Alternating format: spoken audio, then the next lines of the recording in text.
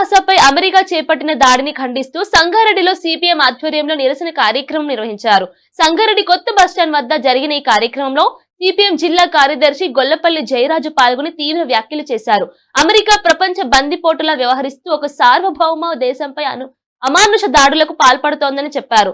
తన ఆధిపత్యాన్ని నిలబెట్టుకోవడం కోసం ముఖ్యంగా ఆయిల్ కంపెనీల ఒత్తిడికి లోబడి అమెరికా వెనిజులాపై దాడి చేసిందని తెలిపారు.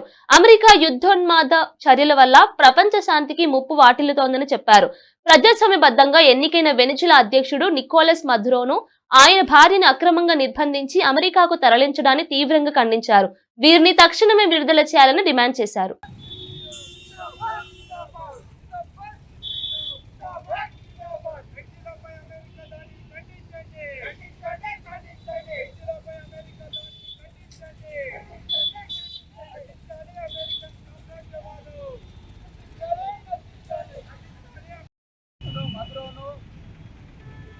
ఆ దేశం పైన దాడి చేసి అమెరికా సామ్రాజ్యవాద దేశమైన ట్రంప్ మన దేశ ప్రజాస్వామ్యాన్ని గురి చేస్తూ అతి భయంకరంగా అతి దారుణంగా అర్ధరాత్రి దాడి చేసి వెనిజులా అధ్యక్షుని అరెస్ట్ చేయడాన్ని సిపిఎం పార్టీ సంగారెడ్డి జిల్లా కమిటీ తరఫున తీవ్రంగా ఖండిస్తూ ఉన్నాం.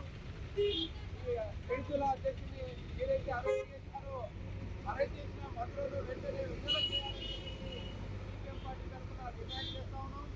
ఈరోజు మరి ప్రపంచ పెత్తనము చెలాయిస్తూ ట్రంప్ అన్ని దేశాల మీద దాడులు చేస్తూ ఉన్నాడు. ఈరోజు వెనిజులా మీద కూడా అదే పద్ధతిలో దాడి చేస్తూ అక్కడ వాళ్ళు నచ్చు తయారు చేస్తున్నారనే నెపంతో మధురోపై దాడి చేయడం అనేది చాలా దుర్మార్గమైన చర్య.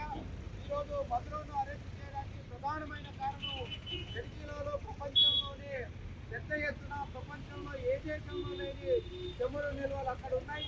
ఆ చమురులు మొత్తం కూడా వెనిజులా దేశం ఇప్పటికే జాతీయకరణ చేసి దేశానికి మొత్తం కూడా అప్పగించడం జరిగింది.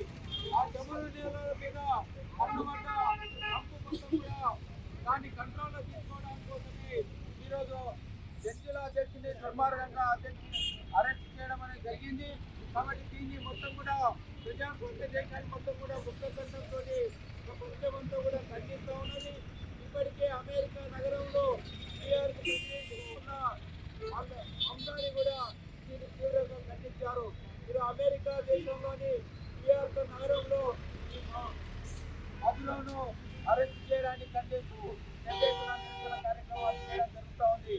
ఈ దేశంలోనే చక్కగా లేదు, కేవలం ఇది బహుళ జాతి పౌరుల కోసమే చమురును కంట్రోల్ చేయడం కోసమే ఈ విధంగా దాడి చేయడం అనేది చాలా దుర్మార్గమైంది. ఈరోజు ప్రపంచం అంతా కూడా ఖండిస్తూ ఉన్నారు. మనం కూడా మన దేశ ప్రధానమంత్రి కూడా దీన్ని ఖండించాల్సిన అవసరం మాత్రం ఉన్నది.